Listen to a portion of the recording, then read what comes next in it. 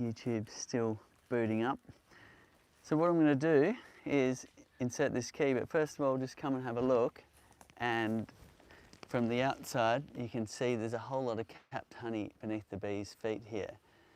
So that's a really good sign. And what we're seeing in the rear window view here is the cross section of the honeycomb, and that's a really useful view to see how the bees are going, storing honey, and whether there is excess for us to share some too.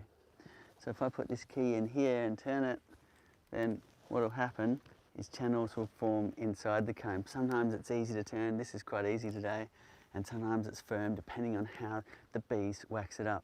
You can always do it in segments, and that makes it easy to turn that key, get the honey flowing, and you can see it coming down the tube right now.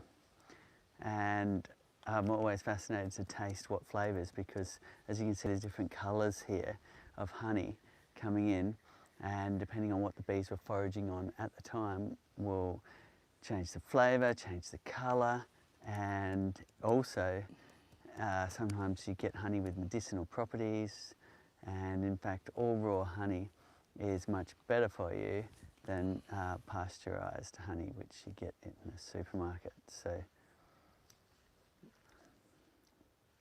I wasn't expecting that flavour. We actually have a little bit of the medicinal honey in this. You can tell by the texture.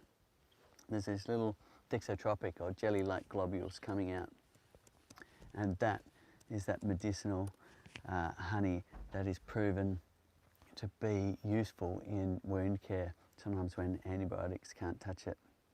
So honey's full of amazing properties, be it healing, be it vitamins and minerals and phytonutrients, and it's just a beautiful thing. Everyone loves honey, and it's a great thing to share with your friends and family. I wasn't expecting that medicinal honey here. That's pretty cool. Okay, so we may as well harvest another one as well while we're here. So I'm putting the key in, I'll turn that key, and we'll get some honey flowing. Okay, there we go. So that'll get that one flowing too. And then what we're going to do is fire up a smoker and open up the hive down here using our super lifter invention. Do we have some questions streaming in, Trace? This is the actual... Keith, is just tuning in from Tuncurry. Just wondering, with the hive beetle traps, he's wondering, do you put the on top of your flow frames, the honey frames, or do you put down on top of the brood box? So we generally use the built-in pest management tray for the trapping the hive beetle by just putting a little bit of oil in there. Sometimes people use soapy water in the tray down below, and as the beetles get chased around the hive, a good number of them will fall through that screen. You'll be lessening the load of the beetles by using the pest management tray built in down here. If you don't have that, then yes, you can use other types of hive beetle traps, but depending on how they work and what size they are would depend on where you're putting them. Some are made to go between brood frames, in which case you'll be using your super lifter, open the hive, put your hive beetle traps in here. There's quite an advantage to using the tray below because you can do it without having to open the hive. I'm going to taste this honey too, see what it's like. Yum. Completely different. It's lighter, more floral notes in it compared to this one. It's a little bit darker, and you can see the different colours here coming into the jar. And this is the actual frame we're harvesting right now, and you can see the bees are busy starting to go. Now hang on a second, the honey's draining out from beneath our feet. We better start chewing away these cappings, and they'll rebuild the cells, and the whole process will start again. The whole idea is we gently and easily harvest the honey while the bees are still doing their thing. Fantastic. Any more questions? Yes, Seeds. Now, Pom's got a couple of questions. First question is, how often should you fully open up and inspect the frames, like frame by frame, and do a big inspection? Okay, so things have changed a lot here in Australia recently. if you're in an area where the varroa mite is coming in, then we want to get in there really often and be checking for those mites, making sure your hive isn't going and collecting a whole lot of mites from a dying out, unmanaged hive, and they're called varroa bombs. So we've got a year or two to get through once varroa hits your area, where mites will need more care. The bees need more care at the moment than they have done in the past. And we've got lots of information on how lessen those mites in your hive and make sure your hive stays happy and healthy. And we also, but prior to that, commercial beekeepers would get through all the frames in the brood nest a couple of times a year, and as needed, if they saw that a colony was weak for some reason, they might get in there and try and ascertain why, or change the queen to get more virile genetics in there and get the hive pumping again. So, so observations from outside will help. Bee numbers are a little bit low on this hive. Now you can see some bees coming there now, but there wasn't that many when I first opened the window, and it's springtime here, so this hive would be a good one to do a brood inspection on, just to make sure that there's nothing amiss and we've got plenty of new brood coming to make sure the population stays nice and strong. And that's the best defence against hive beetles, is lots of bees in your hive. Now we're going to walk away from this honey harvest and look at the beautiful two different colours coming out. Love that. It's one of the many joys of flow hive beekeeping, is the isolation of the flavours and being able to harvest honey with no processing. So there it is, just beautiful honey ready for the table. Now if we walk away, I don't want bees to get the idea that they can collect some honey from the back of the hive here. So to limit that robbing behaviour, we're simply going to just cover up the jars with these wax wraps. You can use anything you like, a bit of netting, a bit of kitchen wrap, whatever you have handy. And the idea is we're just putting the cover here and pinching it under the tube to make sure there's not a gap there. That's all we need to do in order to walk away, and we're going to be working nearby on another hive, so as we do that, there'll be a lot more bees flying around, and another reason to cover up the jar. At the moment we have no bees interested in the honey at the back of the hive, which conventional beekeepers find very hard to believe, but we've been doing it here for 10 years now and answering questions and harvesting honey live for 10 years, so I guess some people might start believing us. Okay. Now sometimes the bees are in a robbing mood and they will come for the honey, especially if you accidentally left some out and they really got a taste for collecting honey instead of nectar. So that's a no-no. In fact, illegal in many states to leave honey out for the bees. Nevertheless, some people go, oh, we'll just put it out for the bees to clean up. But that creates a robbing behaviour where bees will go for honey instead of going for flowers, and that means a strong hive could then steal all the honey from a weak hive, and then you get this situation where that colony might die due to the robber bees. Okay, so don't leave honey and old sticky messy frames and things out for the bees to get access to. Okay, let's answer some more questions as we go and show you the super lifter. Right. Cedar, Edward's tuning in from Brazil, and question is, could you add another box to that hive you were just harvesting from? Certainly, we could certainly add another box, and it's quite common in beekeeping to add more boxes. Now, I like to keep it simple, and it works for us here in this climate to keep a single brood box and a single super.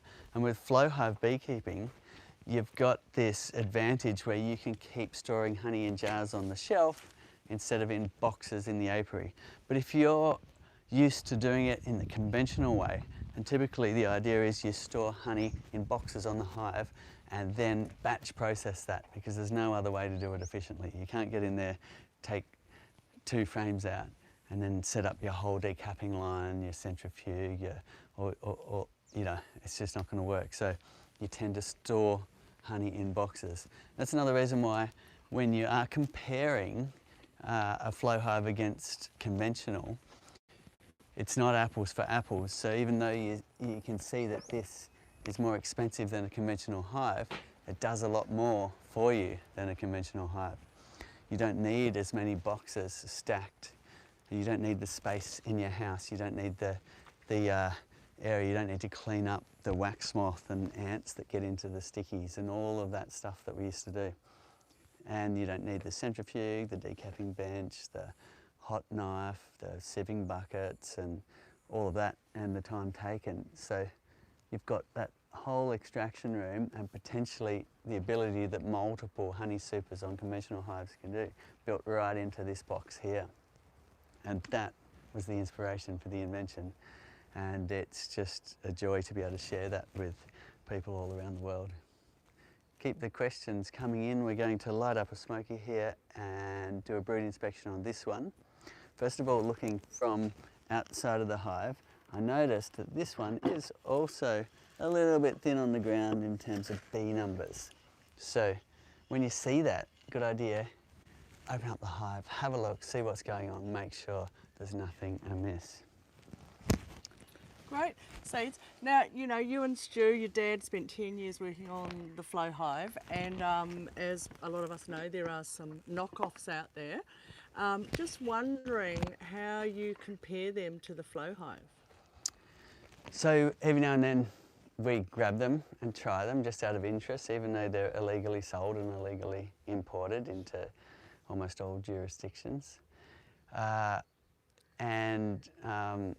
It's sad. I find it quite sad because people are often thinking they're getting the real thing, and then they get the knockoffs and they end up with a whole lot of honey that they can't harvest in there, or the thing not working, or the thing breaking.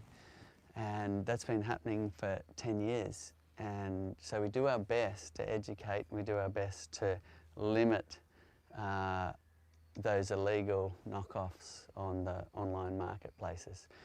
If you want to make sure you're getting the real flow hive, then come to honeyflow.com, or there's the EU site, or there's the Australian site as well. And that way you'll know you're getting our invention and not a crappy knockoff. There's also a lot of scams out there where people say, you know, where's my hive? I ordered it, it hasn't come. You go, where did you order it? And I know, over here. And you go, well, you've bought an incredibly cheap knockoff that's probably never going to arrive. They've harvested your credit card, you might want to change that, and so on. So it's a part of our world. It's a bit sad, but really, if you want, I mean, those scams have been happening since the start, and we do our best to limit those as well, because we don't want people getting scammed when they're really interested to get into beekeeping and get into harvesting honey in this new way with our flow hive invention. Great. Oh, here we go. Oh, thanks, Seda. What hive would you recommend for first-time beginners? Okay, if you can, go for our fully featured Flow Hive 2 Plus, because it's got a lot of bells and whistles that are built into the hive, which makes it easier to set up your hive and look after your bees. So starting at the bottom here, you've got our adjustable legs, which, as you see, we're on uneven ground, which means we can get our levels right. We've got levels built into the base to help you with that, in the side to side and the back to front direction, to get your honey harvesting angle right. So we developed those because we thought that people were setting up their hives in a way that wasn't quite correct, and they were having trouble harvesting honey because they didn't get the slope right and so on. So we built those in. Then you've got the ant guards here, which are a handy thing if you're getting a lot of annoying ants behind all these covers. You can fill these with some Vaseline or some cooking oil. Then you've got just having the stand off the ground is important for ground-dwelling predators. So this was new in beekeeping. If you notice, all conventional hives just have a flat base, no stand. But getting it up off the ground really helps for those, in our case, a lot of cane toads and introduced species here that love knocking on the hive at night, gobbling up those bees.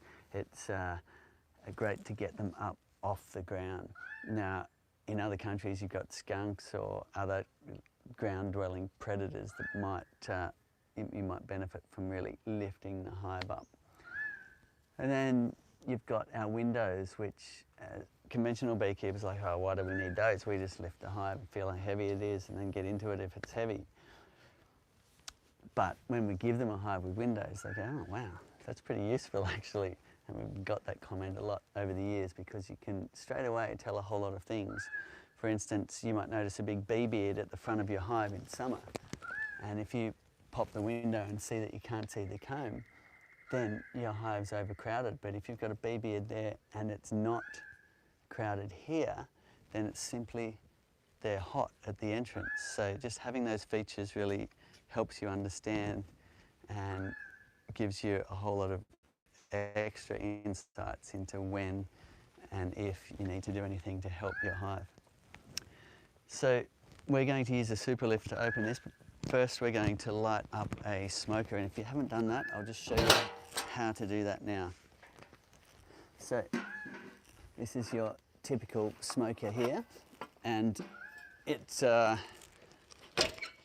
if you have a look at this one, we've done a lot of use, and one little tip is if you've used it a lot, make sure these little ember stoppers here are clear. It's a simple process of just giving it a little go with your hive tool. Next, if it's full of old ash, just tip that out. Now, I tend to use whatever I've got around in terms of lighting up a smoker, and in this case we have a sugarcane mulch. Now, sugarcane mulch is quite a dense mulch, so one tip if you're lighting dense mulch is don't put too much in to get it started. Now, just a normal lighter will work, or if you've got something like this, it'll be a little bit quicker. So we're lighting that up, giving it a puff, and now the trick is, see if you can keep that fire going. So if I suddenly stuff it full of mulch now, the smoker will go out. Now the smoker is an important tool for beekeeping, both for moving bees out of the way so you don't squash them, and also for calming the bees. So because this mulch is so dense, I'm even going to tip the smoker over a little bit so it doesn't fall right on top of my fire and put it out. But there we have some smoke. Now what we want to do is just pack it lightly at first. We'll start to use our smoker, then we'll come back once it's really going well and put a whole lot more mulch in. If you're going gloveless, smoking your hands helps mask your mammal smell. And if you are new to beekeeping, we really recommend wearing your gloves, protecting yourself with a good bee suit. My favourite is this mesh bee jacket. I wear pants, but others like to wear a full bee suit. Now, we're going to jump around the front of the hive here, get our smoker going, and it's quite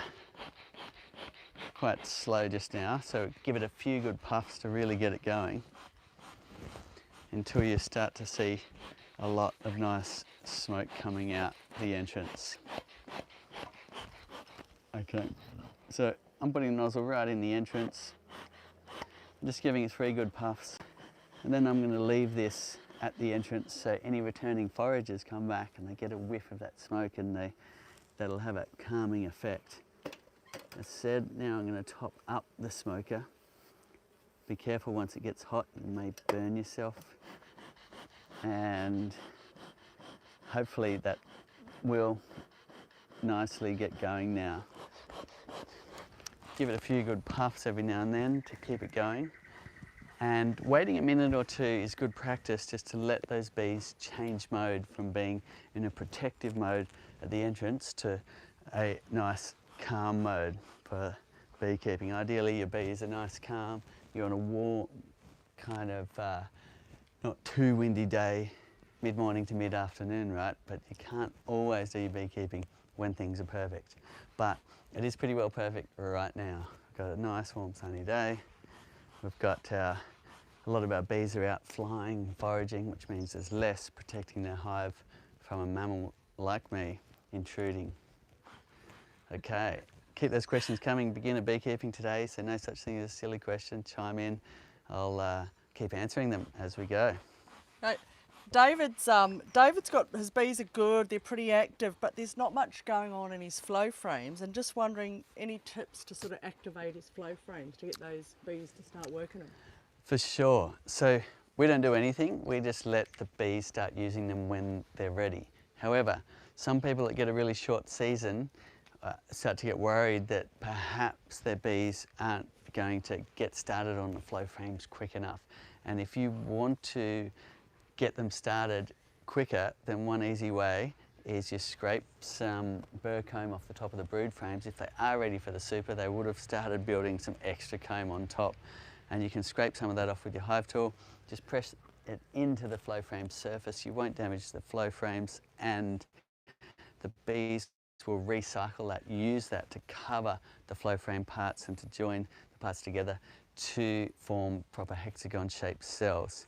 And do it on the window side so you can enjoy watching them, but you still won't get a excess honey stored until the bees are ready to do that, which is usually when you have a booming colony, lots of bees when you open the side window, and that coincides with a lot of flowers producing nectar.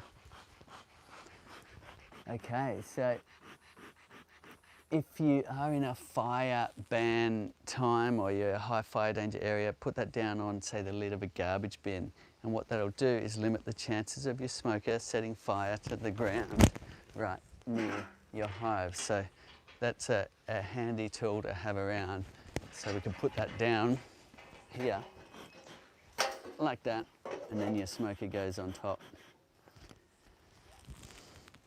Okay, so we are going to use the super lifter, which is in this bag here. And we'll move a few things out of the way here. And what you have is our carry case, and inside you have our lifter. So I'm just going to use the central part today and not the handles, but it does make it even easier to use the handles for extra leverage, and important if you are lifting a double box. So step one, let me run through that. Step one is pick it up by these handles. Make sure the words are the right way up, and it should look like this.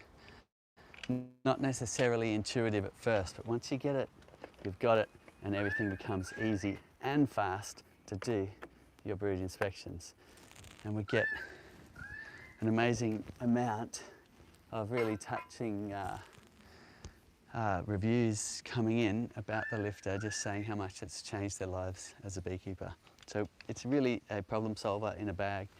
It solves the problem of lifting really heavy boxes off, and it makes it quicker and more gentle. But before I set up this stand, because that's the moment it'll actually separate the boxes for you, doing that work that once needed a whole lot of chiseling, I will put my bee veil on.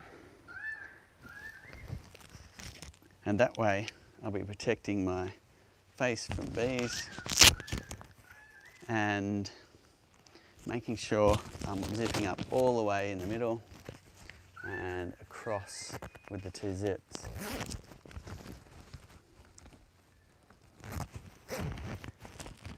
And the last one, which we've built into our bee suits, is a nice Velcro cover to stop bees getting through those zips where they meet. Okay. Now, next one is we lift this handle like this. And you may find that the frames come up with it. If you haven't inspected for a while or things are getting really sticky, see how they've lifted a bit? They're actually falling of their own accord. But that is a really problematic moment in conventional beekeeping where you're trying to lift it off by hand and you've got this issue where it's really getting stuck to the box you're trying to lift by hand. Now, here we have a situation where we're just on this rock here. We've made it with a triple extension so that if you've got a situation like this, you can extend that leg. But we've also made it versatile where you can use the other side of the hive as well. Now, hopefully that will stay where it's put. Otherwise you'll have an entertaining moment as this goes crashing down. So now we are just lifting like this and rolling it over. And there you go, without all of that fuss that it once was lifting your box off and heavy, hard work. We're just lifting it, opening it like a box.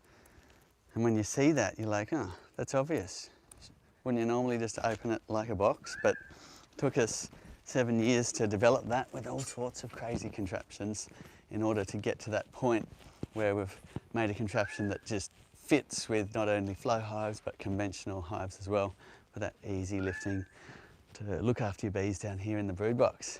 Any more questions? Yeah, so we've got some lucky person is moving to Hervey Bay and wondering if they could have one in their suburban backyard. Absolutely. So, I mean, there are some councils that have some restrictions, so sometimes worth checking, but generally you can keep bees in your backyard or on your rooftop or on your balcony in your high riser, and they're a wonderful thing because it allows you to do real farming without even having a large amount of land, because your bees are harvesting the nectar from flowers in a 6-mile, 10-kilometre radius and bringing all of that back into your hive and bringing you the taste of your local flowers in your region, and then you get to harvest all the unique flavours frame by frame, as we were doing earlier. Great. Got someone asking, that video we did with the pyramid with all the honey going into the jars, they're wondering, did it fall over or did we just take it down? Well, there was a little mishap at the end. Oh, was there? I never saw that. It's the first time it's happened, and unfortunately we didn't catch it on camera for you, but there was a broken honey jar, and we've done pyramids lots of times, but there was a mishap there. Now, one little tip, if you do break a honey jar, rather than having to throw the glass and honey away, you can put that under the roof and the bees will separate glass from honey for you, and they'll reuse that honey and put it back in the hive again. Okay, so we've got our brood inspection here. We've got one more thing to show you, and that's our frame rests here, which are a nice little trinket to have in your toolbox. And what they allow you to do is use a nice frame rest at a nice height right around the super lifter. So we've designed it to fit perfectly like that. And we've got an adjustment here for different wood thicknesses by spinning that pad if your hive has thicker wood than these Flow Hive 2s. Okay, so we're all set up in an easy way to do our brood inspection. First of all, I'm looking in here, just having a look what's going on and wondering which frame we might like to pull out first. So I keep my smoker going, and what I can do is add a little smoke exactly where I'm going to be pulling the frame out. And then a big tip is go sideways first. So you make a little space with your hive tool like that, so that first frame lifts up nice and easy. Okay, so that's coming up there like that. And straight away we're seeing a lot of brood, which is exactly what I was hoping to see. I was a bit worried with the bee numbers, but every single cell here that you see with its capping is worker brood. So all of those are going to merge into the hive in the next week or so, and this hive will absolutely boom. We've got the same on the other side, so really good to see. So this hive is bouncing back from a hive that was queenless. And that means the hive lost the queen for whatever reason, and we introduced a frame with eggs on it, and they raised a queen themselves, and look at them go. It's fantastic to see. Okay, so I've seen what I needed to see here and what I wanted to see, but while we're here, we'll go through and see what we can find, see what we can learn. So there's a frame that has a whole lot of young larvae down the cells. So I don't know if you can see that. It's pretty tricky to get the light down there, but give us a thumbs up if you can see the shining white larvae down those cells. And that's the first stage. So the queen's laid the egg, the larvae's hatched, The bees are feeding them thousands of times a day, feeding them royal jelly, which is like mother's milk at first, and then they're going to change over to being fed bee bread, which is fermented bread made from pollen. And as soon as they're fed that bee bread, that's the genetic switch to turn them into a worker bee. If they were fed royal jelly for their entire larvae stage, they would be a queen. So all of these worker bees could have been a queen if they weren't fed plant proteins. It's a fascinating world of bees, and just a special thing to be able to look into this world and see what's going on. Any more questions? Yep, Cedar, I just wanted to say Clinton, who tunes in all the time, had to put some strips in his flow hive, used the super lifter. Reckon it took him 4 minutes per hive to get into it. 4 minutes per hive. 4 minutes. Fantastic. So it is very quick. When we were inventing the super lifter, we had versions that had multiple parts. The hinging mechanism was different to the lifting mechanism and so on. You had to set it all up. And the feedback I was getting with experienced beekeepers when we were trying it was, oh, it's good, makes it easier, but it's too slow. And that wasn't good enough. I was like, right, back to the drawing board. We need it faster and a lot easier. And that's what we've made. For me now, if I'm in a hurry, it takes 13 seconds to get to this stage of opening the hive. Do we need the super lifter Olympics, do you think? That's right, that's right. Our Christmas party should be, how quick can you open a beehive, find the queen and put it all back together? Fun stuff here at Flow HQ. I'll be on your team. Yeah. Hey, Hobo Gold's wondering, if just looking in the back window, is that enough indication, Cedar, to see that you're ready to harvest honey, or should you inspect the flow frames? Okay, good question. So you get a lot of variance, but generally the windows give you a great idea of what's going on, and if you monitor them regularly, you'll understand what the season's doing and whether or not it's a good time to harvest or not. You'll be able to see the capping going on frames both in the rear window and on the side. However, you will get bees, as you know, each hive has different characteristics, and some bees, like Tracy's got a hive like this, where they don't really want to fill the back window for whatever reason. Now, if you find that, first of all, check that there's not light leaking in. If there's light getting into that area, they will not fill the end frame. But some bees just won't. So you might need to peer down the cell lines from that rear window and see if there is capping there. And of course, if you are curious to match up with what you're seeing in the side windows, you can pop a frame out, have a look, and that will increase your learning, and after a while you'll get the hang of knowing when it's time to harvest without having to pull the hive apart, because that's the whole idea, right? We've invented this so you can harvest honey without having to go through that process of pulling all the honey frames out, brushing all the bees off and taking that to a processing plant. Okay, or crushing and straining or whatever you want to do. So that one has got the bee bread we were talking about. Give us a thumbs up if you can see some pollen or bee bread down those cells. I've got it here. Can you see the different colours? There's orange and there's yellows, and there's a few shiny ones. That's the nectar, which is good to see too, some fresh nectar down those cells. And you might also see it in this region here, if you zoom up on that one. Okay, so let's just put this one aside, and it's nice to put 2 or 3 on the frame rest like that, and then what we can do is have plenty of room in the hive to move frames around. So you only really need 1 or 2 out, but you can fit 4 on there at a maximum. Any more questions coming in?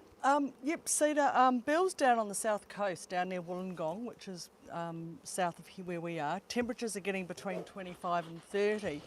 Bill's just wondering, do we provide a water source for the bees, or should he provide a water source for the bees? If you're in a very dry area and there's no water around, then a great idea to provide a water source in those hot times, because the bees will collect that water and use it for evaporative cooling. They're amazing at their air conditioning. They'll collect some water, and it's usually the last job in the life of a hard-working worker bee, and it'll only really be out of the hive doing those jobs of foraging and collecting pollen or nectar or eventually water for about 2 or 3 weeks. So giving them some water will help them a lot by cooling the hive, and one simple way you can do that is a dripping tap onto a lid like this garbage bin lid. Fill it full of stones so the bees can land on the stones and they'll like to lick down between them. And even better, a teaspoon of salt in that water. They'll really appreciate the minerals just like we do. Okay. Cedar, do you have an opinion on green frames for mite control? Lucky Maize has just got their flow hive, they've painted it, getting all excited, but just wondering what your opinion is on using green frames for mite control. Okay, so if you don't want to use any kind of chemical control, be it organic chemicals or synthetics, then the main thing people are doing is mechanical techniques of managing the mites.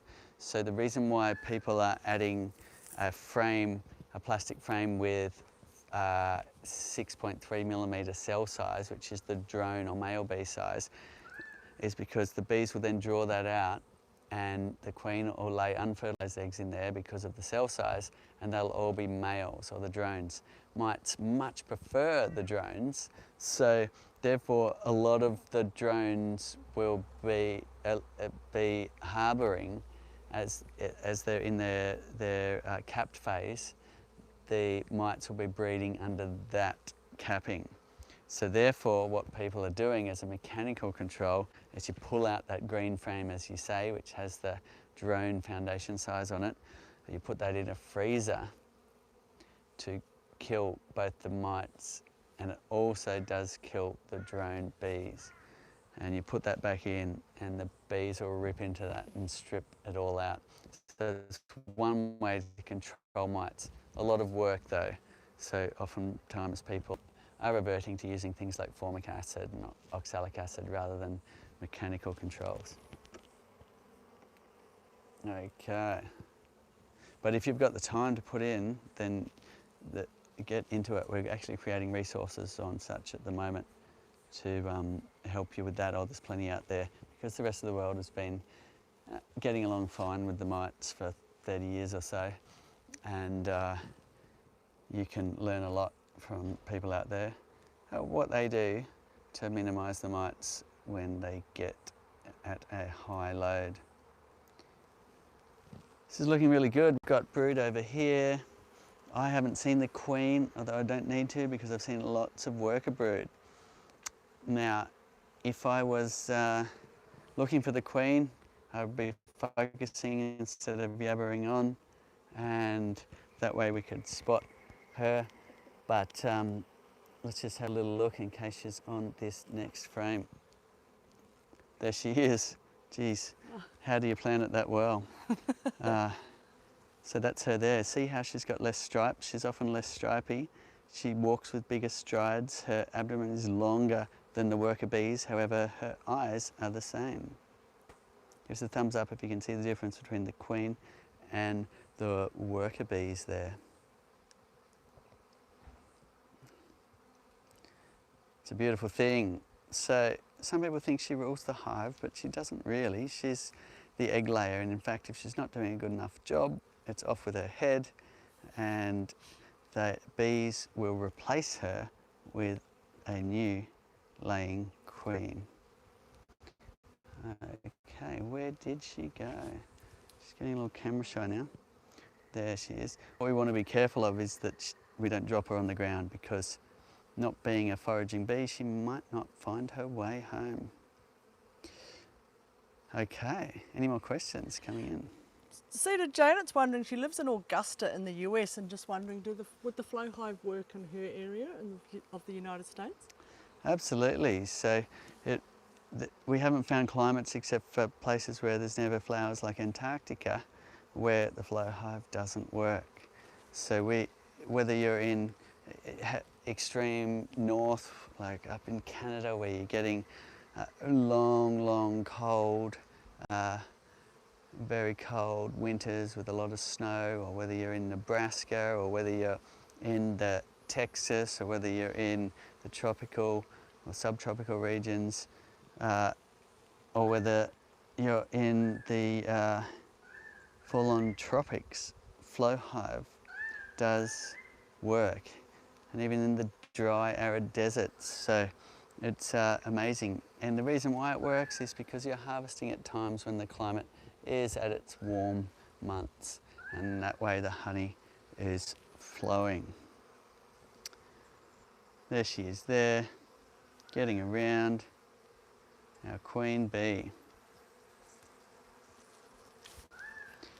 Okay, so we're going to be gentle with this frame. We don't want to shake it, we don't want to shake the bees off. We want to make sure that that queen is going back in the hive. We're happy with this hive's performance. It was a queenless hive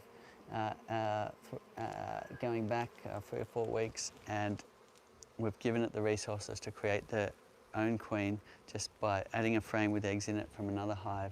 They've done a great job, and now this hive is queen right, and we're seeing a lot of good brood, both uncapped and capped, and that's a good thing. So we can start putting this back together, and we'll get back to our honey harvest. Any more questions? Beginner beekeeping today, no such thing as a silly question. Yeah, this is, so Martin's tuning in from Brisbane, just up the road, and since February has harvested about 80 kilograms of honey. So pretty stoked with that. Just did a walkaway split, but he's located it next to his other hive and top feeding it with sugar syrup. He can't see any robbing or anything. Just wondering, should he be concerned, and should he put an entrance reducer on? Yes, not a bad idea. So you've done a split. You've taken a walkaway split. Some of these brood frames out. You've just chucked them in another box, and you've made sure there's some eggs in there, or at least in both, in case you didn't know which one the queen is in. And you're hoping that the little split will raise their own queen, get on their feet, and away you go. So it works very well most of the time. The main thing I would say is be careful of bee numbers in the hive and the small hive beetle. In our area, and I'm sure it's similar in yours, the small hive beetles are absolutely smashing at the moment. So you don't want to give them the upper hand by having low bee numbers but a lot of frames for them to look after. So what you'll be juggling is watching the returning bees and making sure both hives are getting enough bees. If you're in a situation where one's getting none, then the chances of the beetles going, yee-haw, that's a great time to lay thousands of eggs, really increases. So that's my main tip, is if one's not getting many bees, then move the one that's weaker a little bit more into the returning flight path, and that will boost the numbers. Yeah, what type of bees, Cedar, are in this, and do you have in the flow hive? So these are Apis mellifera, the European honeybee. There's a lot of breeds of Apis mellifera. You've got Caucasians, Italians, Carnolians, etc. And it doesn't really matter which one you have. What you're after is nice, gentle, productive genetics, hopefully hygienic as well, meaning they look after their hive better by cleaning out pathogens, and there's even traits that you can look out for that will assist in looking after varroa, or discarding pupa with varroa right out of the hive.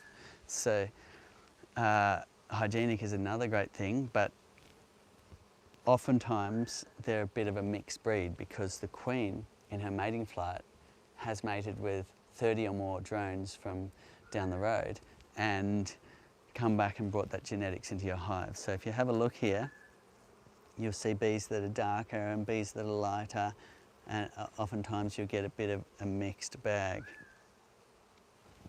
And just mentioning that, Cedar, why does that wax turn dark like that? Okay, so that's a great question. When you get wax that's really old, it's dark for it goes darker when it's been used a lot of times by the bees for two reasons. One is the bees' footprints. They come back in from the outside world and they're putting tiny dust particles that slowly over time will darken the wax.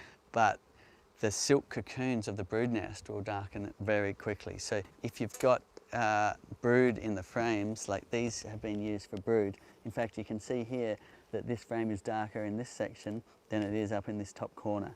Typically, as you can see here, they've got honey stores in the top corners and they've used this area for brood a number of times and it's getting darker. When it gets really dark brown, that frame still looks okay, then a good tip as a beekeeper is to cycle some of that out. And the way to do that is you move that old dark frame to the edge. And then next time you come back, it's likely not to have any brood in it because they often just store honey and pollen on the edges. And if you're using naturally drawn, you can just cut out that wax right there in the field and put the empty frame back in towards the center. And that's one way to freshen up the brood nest. They'll draw some new white comb and start using it for brood really quickly. So that's a great thing to do. If you're using foundation, then you'll pre-prepare a frame and you'll do a swap out and take the old frame back to the shed for processing. Great. All right, we're going to start putting this back together. The bees have been very cooperative and this is a very gentle hive, which is good to see. It looks like our new queen hopefully is a keeper, a nice friendly one. You don't always get that luck and sometimes you have traits you'd rather not have, like if they are getting too grumpy when you're doing your brood inspections, you may choose to buy in a queen from a queen breeder to get some known genetics. Lots of shining larvae down those cells, good to see. Any more questions? Yeah, Sita, what do you do if any of the frames are all sort of sticking together upon an inspection? Okay, if the frames are sticking together, then you'll use your hive tool to lever them apart. Now, if you've got issues where the comb is crossing from one frame to the other, that's called cross comb, and can happen with wax foundation or foundationless, then what you'll be doing is you'll be cutting that out and trying to bend the comb back into line because you need to make sure it's serviceable like this so you can pull the frames out and check for pests and disease and make sure your hive's functioning well.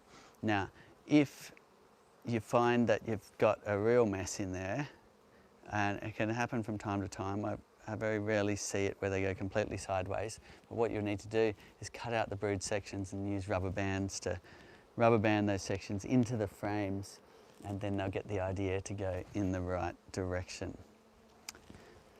Okay, so this one's going to go back in here. Now, remembering which order they go is useful, but the main thing, and sometimes you're swapping the frames around on purpose, the main thing is you're checking that you're not squashing two comb faces together, because that's when the bees can't get in there and do their work, and the hive beetles might decide that that's a great time to lay. So if you've got hive beetles in your area, really make sure you don't press one section of comb against another. So this looks all pretty easy to manage. Sometimes you've got really bulgy bits of honey poking out, and it may even pay to cut some of that away to make sure you're not pressing comb against comb if you are manipulating or changing the order. Okay.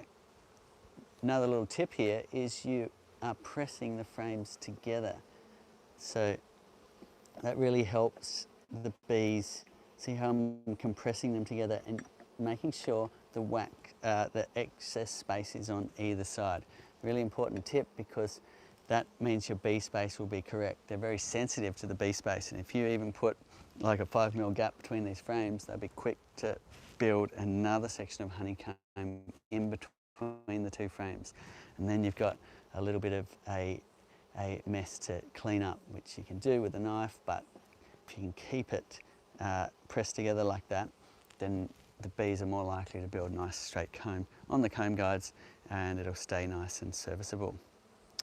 Okay, to pack this up, first of all, let's take off our new frame rests. They're a new thing we've added and people are appreciating those because they work nicely with the super lifter.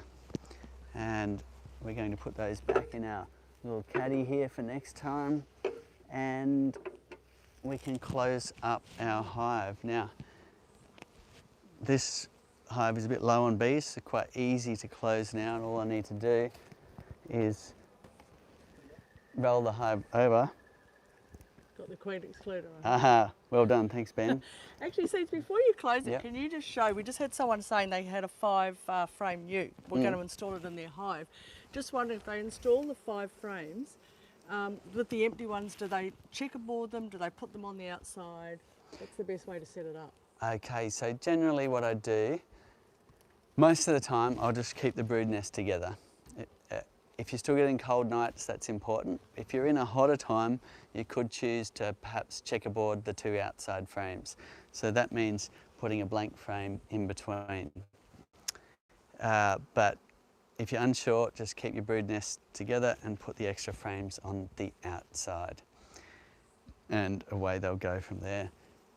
Reason being is they can cluster and keep their brood warm. If you've got cold nights and you've put a whole lot of space between frames, they'll find it a lot harder to keep the brood at that perfect 35 to 36 degrees C, which is what they need for raising their young. Okay, so you rightly pointed out the queen excluder goes next, which is what stops the queen getting up and laying in the flow frames. Now, some beekeepers don't use them, but if you decide not to use this queen excluder, you will have to be a bit more onto it and check that your queen isn't going to lay in the flow frames. And if she doesn't, she usually won't. And I've had plenty of hives I've run without the excluder. Nevertheless, if you're unsure, just use the excluder. It makes it easy because you don't have that issue where the queen will get up there and lay in the flow frames. Now this is a little bit of a find a spot in the garden, and all we're doing now to close the hive is we're making sure there's no bees right in this area. This is the only area that's going to contact first. So we've designed it also so you can close the hive in a much more controlled, gentle way, which people are really appreciating. And if we come around to this side, you'll notice that as soon as I start packing this up, this gap is closing for you as well. So we can take advantage of that by collapsing our leg here and then slowly going around. Now I can choose the moment and slowly close, making sure I'm not squashing bees in this little region here. I can use the smoker or a bee brush to just gently move them out of the way, and that's it. A much easier way to look after your bees in the brood box down here. So helpful super lifter, we call it, and it's getting very touching reviews coming in. A lot of people very much appreciating the way it's allowing them to easily look after their bees, and for many people that means they can keep bees for many more years than they perhaps thought they could. Let's go back and have a look at the honey harvest, making sure we do close these windows. We don't want a lot of sunshine coming in and heating up the hive. And then we will go up and have a look at our little honey harvest. Now we harvested 2 frames, so I'm interested to see what the honey's like, how the colour ended up, and how much honey we got from each of those frames.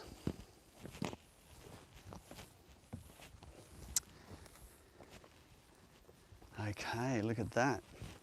Beautiful. I can take this bee protective layer off now, which is a good thing to do if you're going to walk away. And we've got a perfect jar of more auburn coloured honey there. And we've got another one which is slightly darker here. So isn't that beautiful? 2 different colours, 2 different frames.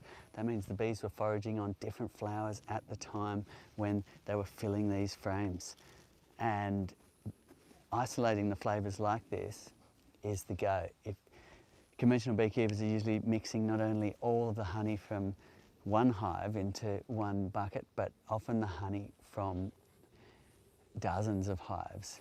And it's still good honey, but just not as good as being able to taste all the different flavours individually. So that's become a really amazing benefit that we didn't set out to do, but it was a side benefit of harvesting in this way, is you can isolate frame by frame, get single frame honeys. And some clever beekeepers are really marketing that and able to sell honey that not only was a lot easier to harvest, but also telling the story and fetching a lot higher price.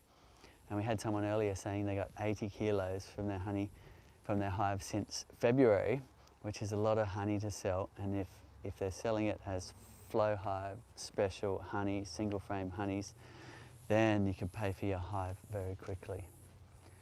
Great, Suze. I might just chuck in if I can. A few people asking where we are, and we're in the Northern Rivers here in New South Wales and Australia on the east coast. That's why our weather is so beautiful here at the moment as we've come into summer. And then people asking, do we ship, where do we purchase, and all of that. Go to honeyflow.com and it'll direct you to your right site. There's some sales, there's just lots of stuff going on that website. Otherwise, contact customer support, and if you want to know if we ship to your country, just contact customer support and some lovely person will be able to sort that out for you. Nice one, Trace. If you pick up the phone, you'll get Trace's voice usually. Yes. Now, a little tip here, when you're finishing harvesting, that key comes out, goes back in the top slot instead. You're turning it like that, and just leave it there for a minute or two to make sure all the parts press down in their correct hexagon shape, and that'll save you having problems next time. Next thing is we're taking out this little cap here. We're taking out the tube, and that's the only messy thing, which is incredible considering how much of a mess we used to make harvesting conventionally. Now, and even that you can leave on a jar like that for the remaining drops to go in, or you can enjoy tasting the spoils there by cleaning up that tube yourself. And then you've got this beautiful honey harvest here. Look at that. That is just perfect. Now, have a look. There's no debris in there. It's just pure honey ready for the table. There's no sieving, and often wins first prize at the shows, especially if you don't tell them it was harvested from a flow hive, because there's prejudice out there.